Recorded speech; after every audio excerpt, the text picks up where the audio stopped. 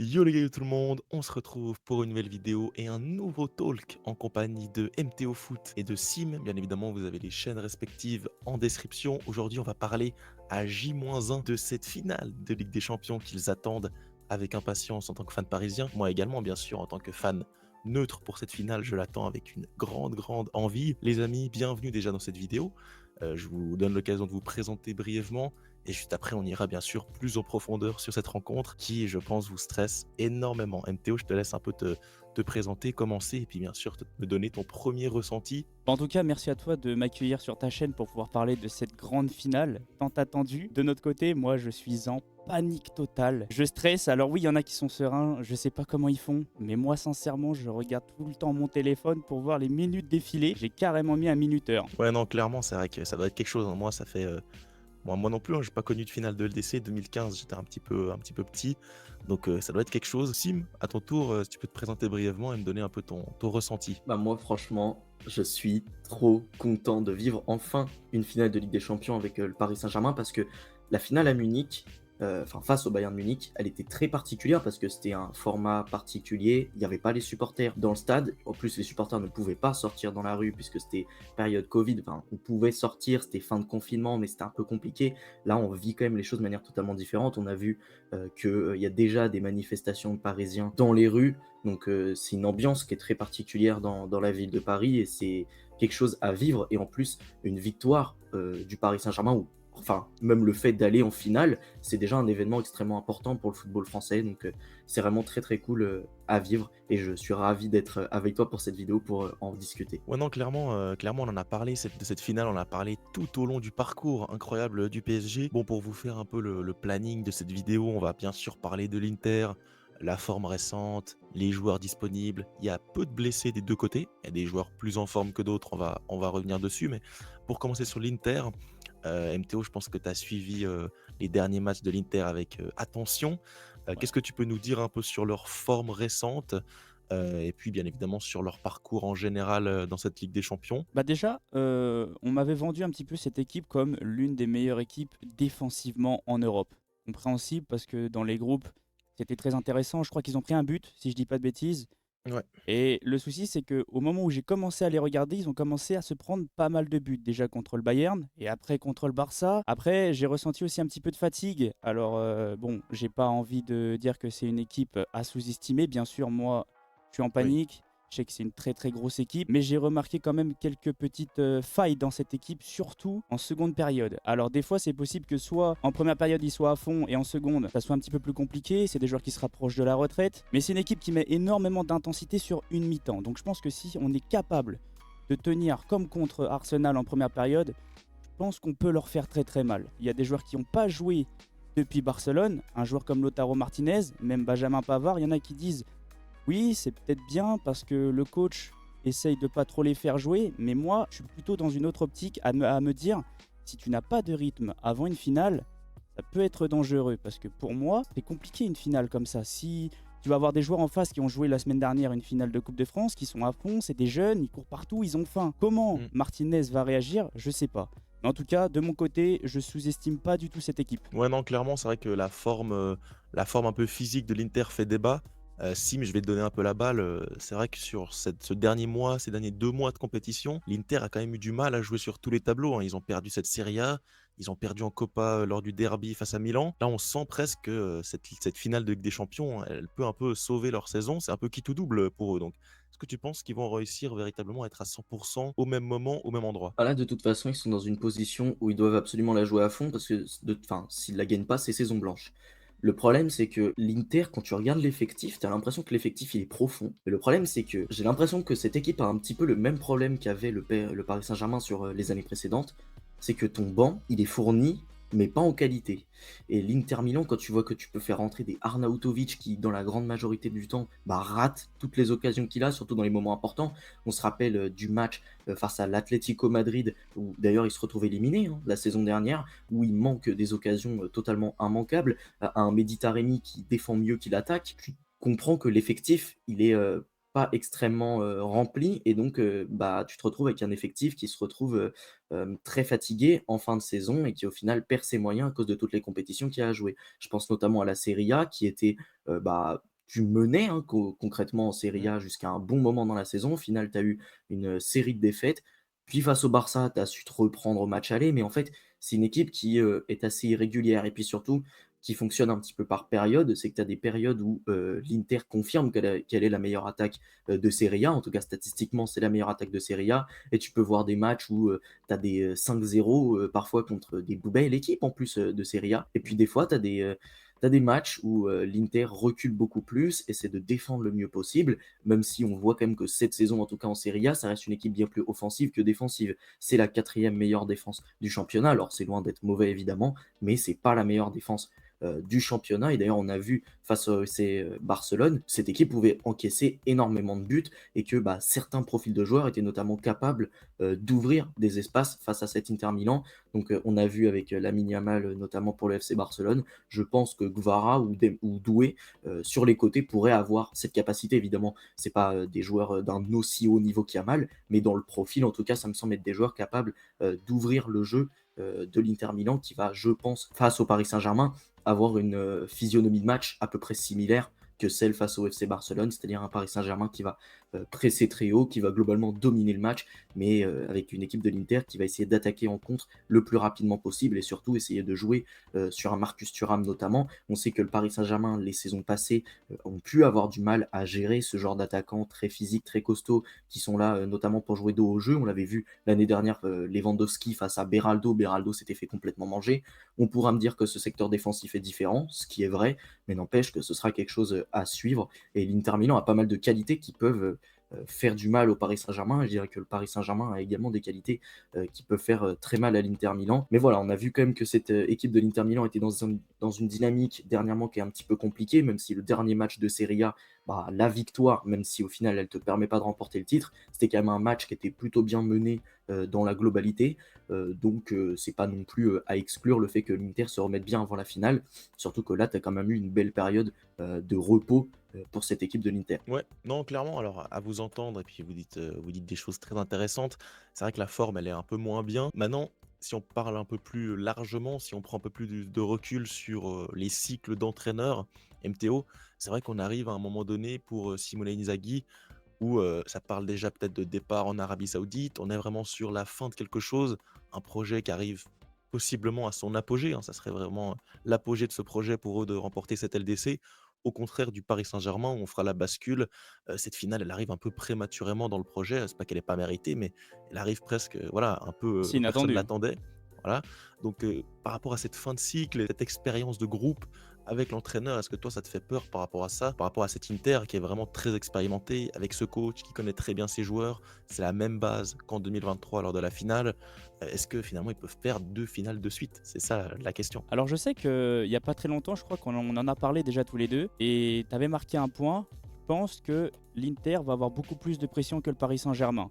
Parce que pour moi, eux, alors oui, bien sûr, nous de notre côté, on a envie absolument de la gagner, ça c'est normal. Mais, comme tu as dit, eux ils sont en fin de cycle. Il y a des joueurs qui vont probablement prendre leur retraite, comme à Serbie, peut-être Cananoglu ou Mkhitaryan, ils se rapprochent quand même de 35 ans, si Ouais, je c'est dis des pas de joueurs âgés, hein. bêtises. Mmh. Et pour moi, c'est la fin de cycle. Il y a des joueurs qui ça va encore. Lautaro est pas non plus trop vieux. Mais pour moi, ils ont déjà un petit peu de choc sur la finale contre Manchester City, où selon moi, ils doivent la remporter. Parce qu'ils ont quand même dominé, ils ont raté énormément de face-à-face. Je pense qu'ils vont avoir un peu plus de pression que le Paris Saint-Germain, parce que nous, on arrive, alors oui, bien sûr, on ne l'a jamais gagné, mais nous, on arrive avec un nouveau projet. Deuxième saison de Luis Enrique, des jeunes, et je pense pas qu'on va beaucoup attendre le Paris Saint-Germain en mode on va paniquer. Moi, je pense Mmh. pas. Je pense que Luis Enrique va réussir à gérer son effectif, à gérer ses troupes et à leur dire abordez ce match comme si c'était un match de Ligue 1. Tranquille, Mmh. juste jouez votre football, tout simplement. Ouais, bon, on a parlé un peu des équipes. Si on se plonge un petit peu plus dans l'Inter, dans les individualités, dans les facteurs X, les joueurs à suivre. Sim, toi qui suis, beaucoup cet Inter, forcément lors du match face au Barça, j'ai relevé un Dumfries excellent, Yann Sommer, Martinez. Pour toi, qui est-ce qui véritablement peut faire la différence également dans le rapport de force face à son adversaire direct? Est-ce que c'est peut-être un Lautaro, contre un Marquinhos.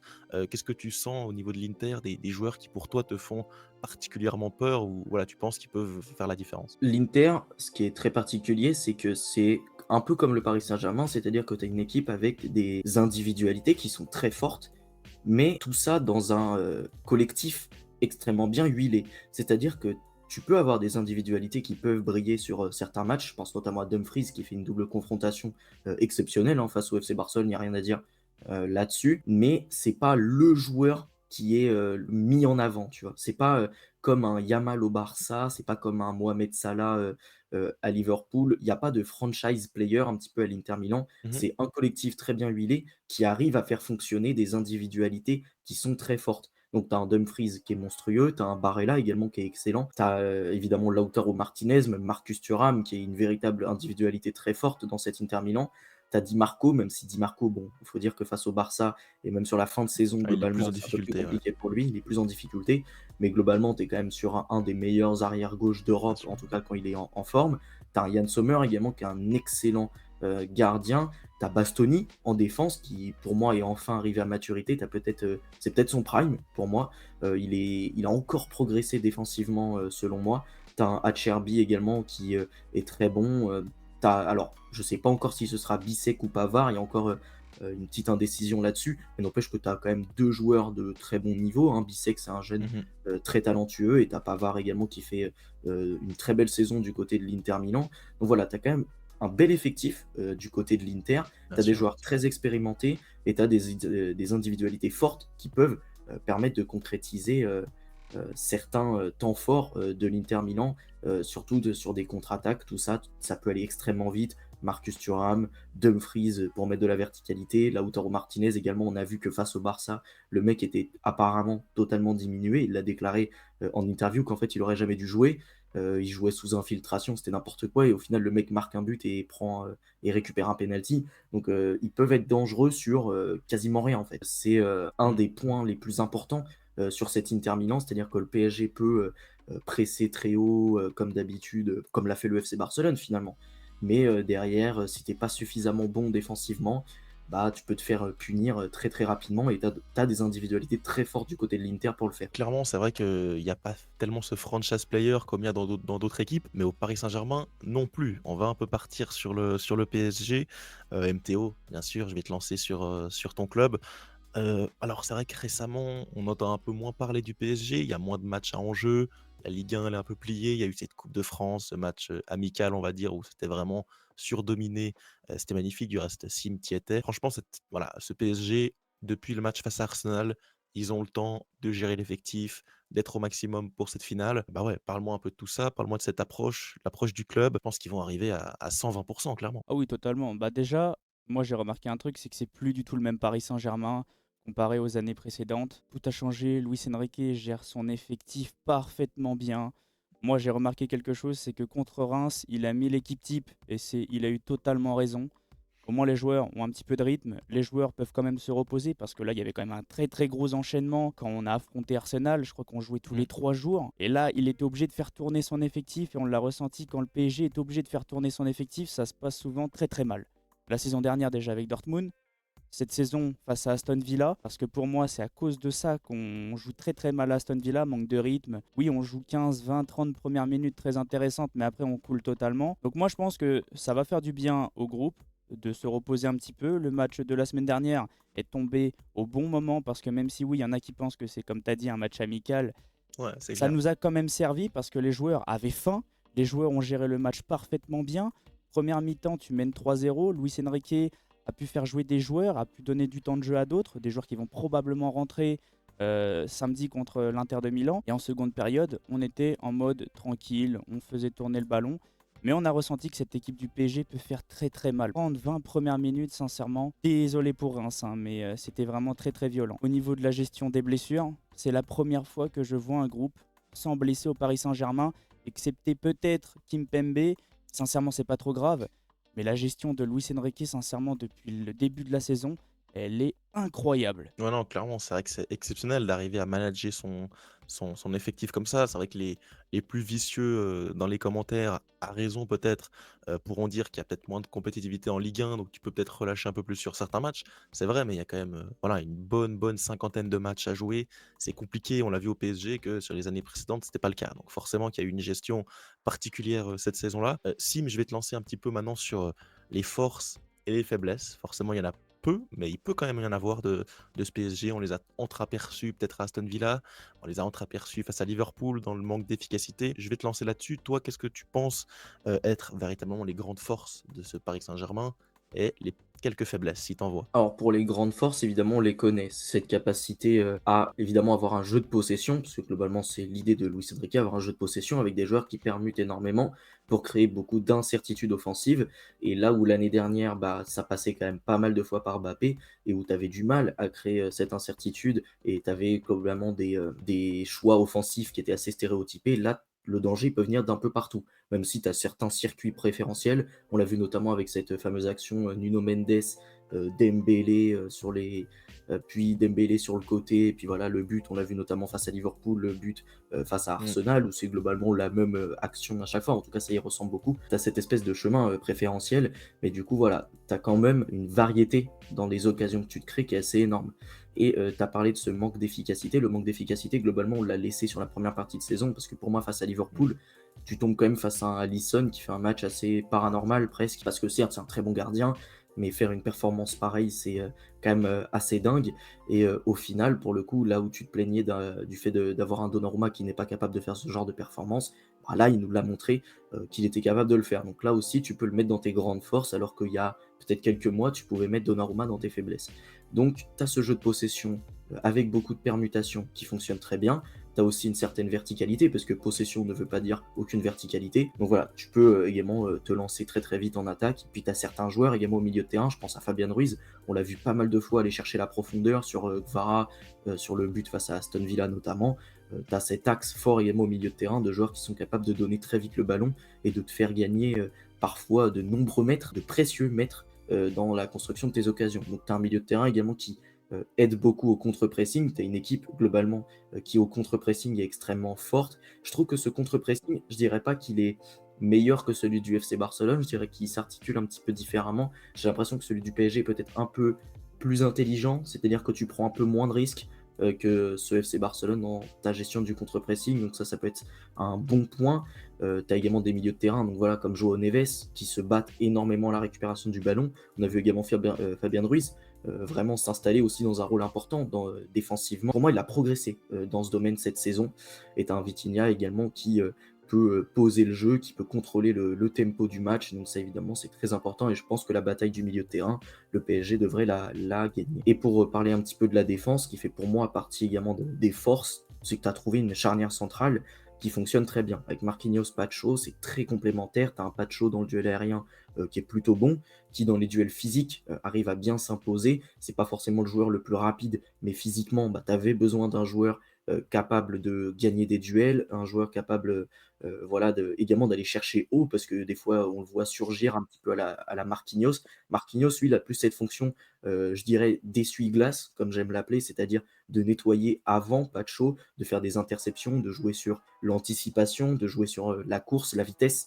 Donc c'est pour ça que je trouve que cette charnière est très intéressante et très complémentaire. Et puis tu as un Marquinhos qui est assez bon à la relance. Et puis tu as des latéraux, peut-être la meilleure paire de latéraux d'Europe, avec un Nuno Mendes qui défensivement est absolument monstrueux et lorsqu'il décide de monter est globalement très très propre. Et tu as un Hakimi évidemment qui est peut-être le meilleur latéral tout court du monde, avec des montées qui sont impressionnantes. Il est également très décisif. Je crois qu'il a 14 passes décisives, toutes compétitions confondues, 8 buts, un truc comme ça, c'est monstrueux. Donc voilà, c'est également un joueur extrêmement important et une arme principale de ce Paris Saint-Germain. Maintenant, pour ce qui est des faiblesses, alors je dirais un petit peu attention à l'excès de confiance, parce que ce Paris Saint-Germain, quand elle mène dans un match, ou alors quand t'es trop fort, c'est-à-dire par exemple face à Aston Villa au match aller, tu te fais surprendre un petit peu bêtement sur le but de Morgan Rogers alors que tu maîtrises totalement ton match, et également au retour, tu maîtrisais ton match, excès de confiance, le Paris Saint-Germain commence à poser, à essayer de maîtriser son match, à donner le ballon bêtement à Aston Villa, et puis au final tu te fais très peur. Donc va falloir faire attention à ça. Maintenant, j'ai envie de te dire que Aston Villa, ça a été un avertissement. Ça a été un avertissement et qui a été plutôt bien retenu face à Arsenal. Tu menais 2-0 à un moment, tu t'es pas relâché. Maintenant, le Paris Saint-Germain, j'ai parlé du fait que la défense était très solide. C'est également une équipe qui a quand même tendance à encaisser des buts et qui encaisse souvent en premier. Donc, si le PSG encaisse en premier et par on ne sait quelle raison a du mal à marquer les occasions qu'elle va avoir, parce que pour moi, le PSG arrivera à se créer des occasions sans souci, tu peux ressortir du match très frustré parce que ce PSG a un manque d'efficacité et que tu prends un but un petit peu bête en début de match. Ça m'étonnerait pas. Et puis, faiblesse évidemment très importante du Paris Saint-Germain, les coups de pied arrêtés. Alors, on a vu une véritable progression pour moi face à Arsenal, où je Mmh. trouve que tu les as très très bien défendus à chaque fois. Tout ce qui est centre et coups de pied arrêtés, globalement, tu as une grosse faiblesse là-dessus. Donc ça va être à suivre, surtout que l'Inter Milan est, je crois, l'équipe qui a marqué le plus de coups de pied arrêtés en Ligue des Champions. Donc va falloir faire très très attention face au FC Barcelone. Tu as quand même pas mal de buts qui viennent sur ce genre de situation, des situations de centre ou de coups de pied arrêtés, là où est faible le Paris Saint-Germain. Donc ça va être important à suivre. Moi, si je dois rajouter quelque chose, surtout sur le début de match, contre Arsenal où à ce moment-là, il y a encore 0-0, où tu as subi ce gros momentum d'Arsenal en début de match. MTO, je sais pas si tu as en tête, les quelques occasions de rupture avec Barcola, Doué, où finalement ça joue assez mal le coup et là je me suis dit: «Ah attention, si en finale tu as ce genre de situation, en finale ça peut se payer cash, ça peut se regretter». J'ai peut-être un petit peu peur également de ce manque, j'ai pas envie de dire d'expérience, mais parfois de finition, du bon geste au bon moment. Surtout Barcola et même Doué, il m'avait fait un petit peu peur sur ce match, d'Arsenal. Si ça alors voilà, c'est pour pointer les légères peut-être failles. Je sais pas ce que tu en penses toi par rapport à ça? Finalement, tu es pas non plus sûr que sur chaque contre-attaque tu vas marquer. Donc, tu peux également te mettre un peu à douter, ça peut venir un peu de là le problème. De toute façon, on le sait, hein, c'est un gros problème du Paris Saint-Germain, le manque d'efficacité, le manque d'expérience, parce que des joueurs comme Doué et Barcola vont peut-être Mmh. paniquer. J'espère que Luis Enrique va réussir à temporiser un petit peu les choses et à leur dire tranquille, c'est pas grave. Si on rate une occasion, il va y en avoir d'autres. Il faut pas non plus paniquer, il faut pas non plus sortir de son match. Oui, contre Arsenal, ça c'est sûr, parce que tu peux mener 2 ou 3-0 à la Ah ouais. mi-temps, parce qu'il y a la grosse occasion de Doué, la grosse occasion de Barcola. Par contre, moi j'ai retenu un truc, comme il a dit Sim juste avant. Maintenant, on est capable de faire le dos rond. On est capable de C'est vrai. défendre et on est capable d'être solide, surtout avec un grand Donnarumma. Donnarumma, va falloir absolument qu'il nous sorte un gros match parce que pour moi, ça va se jouer là. Le duel des gardiens, alors oui, le duel des milieux, ça va être aussi ultra important, mais pour moi, si Mmh. Donnarumma passe à côté de son match, je pense qu'on peut perdre face à l'Inter. On l'a vu contre Arsenal, sincèrement, il nous sauve 3 fois en 10 minutes. La Ouais. parade sur Odegaard, sincèrement, j'en fais des cauchemars encore, j'en fais des rêves Énorme. plutôt, parce qu'à la Ouais. vitesse à laquelle il s'est couché, alors qu'il mesure au moins presque 2 mètres, sincèrement, c'était exceptionnel. On va devoir compter sur un grand Donnarumma, bien sûr, et j'espère que des joueurs comme Doué et Barcola vont avoir une bonne finition. Par contre, moi, j'en attends beaucoup aussi d'un joueur comme Dembélé, parce que lui aussi Ouais. va devoir porter son équipe, parce qu'on va quand même se reposer sur lui. Pour moi, c'est le leader. Et c'est lui qui doit emmener le Paris Saint-Germain chercher cette coupe. C'est lui qui doit emmener son groupe, comme contre Manchester City, où quand il rentre, on le voit, il crie sur tout le monde et il leur dit les gars, on y va, même si on est mené, on va chercher cette victoire. Donc pour moi, C'est j'en attends c'est vrai beaucoup que de lui. c'est vrai que Vas-y, tu as vas-y. besoin de ce leader offensif Ouais, à l'opposé, tu as à l'Inter Milan, tu vois? c'est Un ça. joueur comme Lautaro, des Mkhitaryan, c'est des joueurs qui peuvent un peu prendre la parole. C'est vrai que si tu as, un Dembélé qui est un peu en dessous, qui se met à louper des occasions, tout de suite ça peut un peu baisser, l'intensité offensive. Maintenant c'est vrai que si tu le Dembélé de City, si tu as le C'est ça. Dembélé du match, retour face à Liverpool, voilà, qu'est-ce qui peut t'arriver? J'ai envie de dire. Maintenant ce que j'ai envie de voir avec vous, c'est le cas où le PSG encaisserait le premier but, dans un match où il faut donc revenir au score. Mes souvenirs sont peut-être un peu mauvais, mais j'ai l'impression que c'est pas beaucoup arrivé. À part ce match face à City, depuis, il y a pas eu tellement de matchs où tu retournes la Hmm. situation, où tu arrives à revenir dans un match que tu es en train de perdre. Sinon, le match face à Liverpool, tu le perds 1-0. Au retour, tu gagnes. Face à Aston Villa, c'est vrai, face à Aston Villa, tu perds 1-0 et tu réagis très bien. Maintenant, moi, j'ai bien envie de voir ce PSG pousser dans les ultimes retranchements. Je sais pas, tu vois, on arrive, il reste 15 minutes, le PSG doit marquer. C'est des situations que j'ai pas vues encore, tu vois? D'extrême urgence. Tu vois? Il reste 15 minutes, il faut absolument marquer, on essaie de balancer tout ce qu'on a et c'est vrai que peut-être ce manque d'expérience dans ces moments-là, par exemple à un Inter Milan, ouah, tu l'as vu, ils étaient menés 3-2, ils devaient tout mettre pour l'attaque, ils ont réussi à s'en sortir. Ce PSG n'a jamais été dans cette circonstance à 10-15 minutes d'une élimination. peut-être que ça, dans les têtes, avec l'expérience, l'Inter pourra un peu mieux l'aborder. Je sais pas ce que tu en penses, Sim, par rapport à ça. Moi, je pense que dans ces finales-là, ça peut être un élément important quand même, de savoir gérer ces moments d'extrême tension. Je suis d'accord avec toi, mais alors pour le coup, on va en parler évidemment plus tard dans la partie prono de cette vidéo, mais le scénario où le PSG est mené au score en début de match, je le vois gros comme une maison. Voilà, je vais pas vous mentir, je suis persuadé que le PSG va encaisser le premier but. Maintenant, le PSG a cette saison cette capacité à se retourner, je dirais même cette capacité à se retourner vite. Donc tu parles de situation en fin de match où t'as pas réussi à retourner la situation, mais en fait, pour moi, Mmh. cette situation, je l'envisage pas. Je suis à peu près persuadé que le PSG arrivera à retourner la situation avant, voire même en fin de première période, en fait. Je pense que le PSG, si t'encaisses très vite, autour de la 10e minute par exemple, je pense que le PSG, autour de la 25e, score 1-1. Voilà, tu repars entre guillemets à zéro. Moi, ça me semble être ce genre de scénario-là possible. Maintenant, oui, dans le cas où tu n'arrives pas à revenir et où tu es en fin de match, il est vrai que j'ai du mal à envisager que ce PSG arrive à totalement retourner la situation. Maintenant, on a vu que beaucoup de fois en début de saison en Ligue 1, pour ceux qui se rappelleront, il y a plein de fois en début de saison en Ligue 1 où tu marques entre la 80e et la fin du match, où tu arrives à marquer 2 buts comme ça, heu, dans cette zone-là de temps. Alors c'est la Ligue 1, c'est des équipes bien plus faibles, mais tu as montré que tu étais capable d'aller chercher des résultats dans cette plage de temps-là. Donc c'est pas impossible, évidemment, ce sera plus dur à faire face à un Inter Milan qui va vouloir conserver le score, qui est en finale, donc qui va élever son niveau de jeu, donc ça change totalement du niveau Ligue 1, mais c'est pas impossible et je pense que le PSG est capable de se pousser dans ses derniers retranchements et d'aller chercher, quelque chose et de toute façon, je pense que dans un moment où tu es comme ça, je préfère perdre 2-0 en ayant tout tenté jusqu'à la fin et où tu prends un contre, bête que, perdre 1-0 où tu as rien tenté, tu as fait quelques petits trucs, mais où au final, tu pas tout mis dans l'attaque et tu pas l'impression d'avoir tout donné. Donc voilà, moi, je pense que le PSG serait capable, dans l'idée, de retourner la situation, mais si tu pas à le faire, bon, bah, au moins partir avec l'honneur, quoi. Ouais, non, c'est vrai que là, on a commencé à esquisser quelques scénarios. Je pense que c'est le moment qu'on attend tous, le moment des pronos. 3 pronos à donner, 3 scénarios également. Je vais vous demander un peu vos scénarios de match. Qui est-ce que vous voyez marquer en premier? Est-ce que vous voyez marquer les 2 équipes? La temporalité, le scénario, qui marque, à quel moment? C'est toujours un jeu qui est très, très intéressant. En plus, on peut ressortir ça juste après. C'est bien marrant. MTO, je vais te laisser y aller en première ligne. Donc ton prono et puis, ton petit scénario de match. Moi, je vois le Paris Saint-Germain s'imposer 2-1 avec des buteurs Dembélé, Marquinhos de la tête et un but de Marcus Thuram. Au niveau du scénario, sincèrement, je pense que ça va être le meilleur scénario pour le Paris Saint-Germain. Parce qu'on le sait, on l'a dit juste avant, si le Paris Saint-Germain ne prend pas un but, j'ai peur qu'on soit endormi pendant tout le match.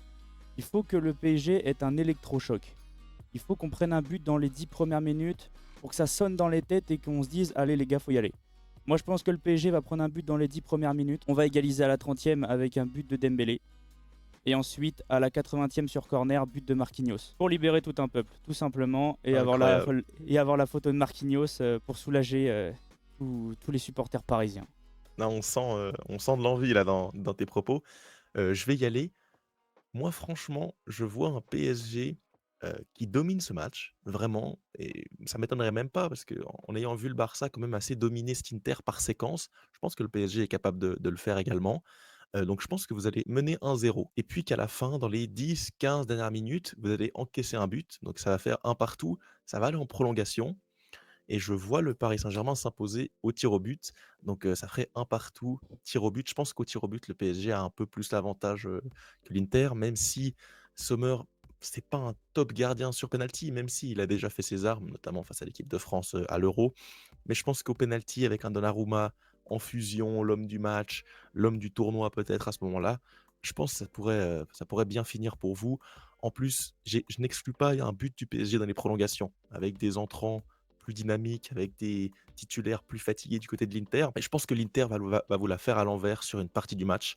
Sur la fin de match, je les vois bien, roublard, ça pousse, une tête, Marcus Thuram, Dumfries. Je vois bien quelque chose comme ça parce que je pense qu'il va se passer quelque chose dans ce match. Il y aura de l'émotion dans les 10 dernières minutes. Donc je vois ça. Je verrai plutôt un 1-0 tout au long du match, plutôt tranquille. On se dit: «Purée, il y a pas de match, l'Inter, existe pas». Et puis à la fin, ils se mettent à pousser, ils marquent et puis, finalement, je vois le PSG, s'imposer. Alors, moi, en début de semaine, si vous m'aviez demandé en début de semaine, je vous aurais dit 2-1 pour le PSG. Mais je sais pas pourquoi. Déjà, je vais vous dire, je suis persuadé qu'il y a une notion de destin, de prophétie. Je suis persuadé qu'elle est pour le PSG. J'en suis persuadé, j'arrive pas à me sortir l'idée de la tête. Mais surtout, je sens le scénario de malade. Moi, je sens un truc de fou.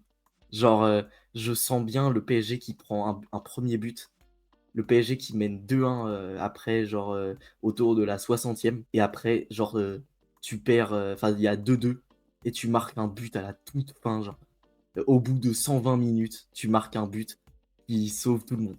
Je sens un truc, un peu fou comme ça. Je sais pas pourquoi. J'ai l'impression que ce PSG est capable de gagner dans ce genre de scénario, complètement fou. C'est en fait, ce genre de scénario pour le PSG, on l'a pas encore vu. Mmh. Des scénarios comme ça où tu te retrouves, tu mènes, enfin tu mené, tu remènes, puis égalité, puis au final tu remènes à la toute fin. Ce genre de scénario, on les a pas vraiment vus pour le PSG en Ligue des Champions. Du coup, je sais pas, je me dis que c'est un des rares scénarios qui a pas été encore expérimenté pour le PSG et je sais pas pourquoi, je le sens bien en finale. Voilà, je le sens bien en finale, surtout que, bah, on l'a dit, le PSG a beaucoup de force offensive, mais est capable d'encaisser quelques fois. Et cet Inter Milan a une grande capacité de contre-attaque, tout ça.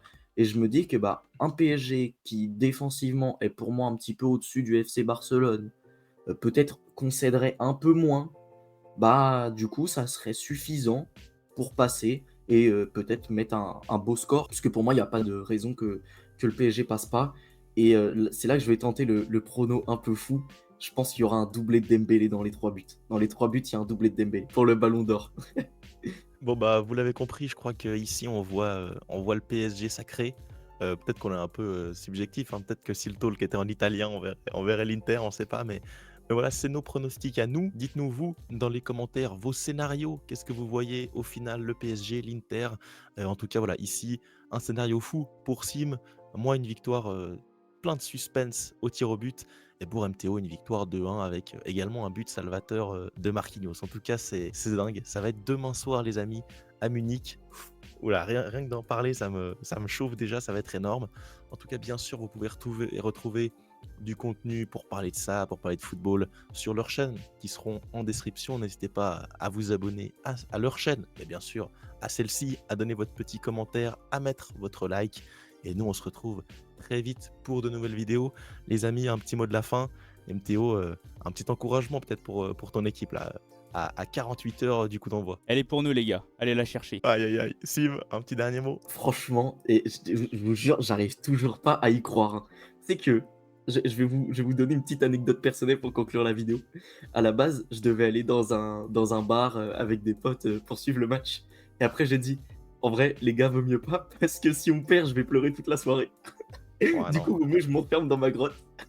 Et du coup, je vais juste le regarder tranquillement, en famille, posé, avec mon paquet de M&M's. Et on va, on va croiser les doigts toute la soirée. Mais franchement, ça va être incroyable et aller Paris. Ouais, bah dans tous les cas, ça va être un des matchs les plus marquants de l'histoire du PSG en finale de LDC. C'est l'histoire qui doit être écrite demain soir à l'Allianz Arena. En tout cas, nous, on se retrouve dès le coup de sifflet final pour un débrief sur la chaîne. Chez les deux autres, je pense que ça sera peut-être un petit peu plus tard, hein, en vue des possibles festivités. Bien sûr, ils communiqueront tout ça. On se retrouve très vite pour de nouvelles vidéos. Ciao. Ciao les potes.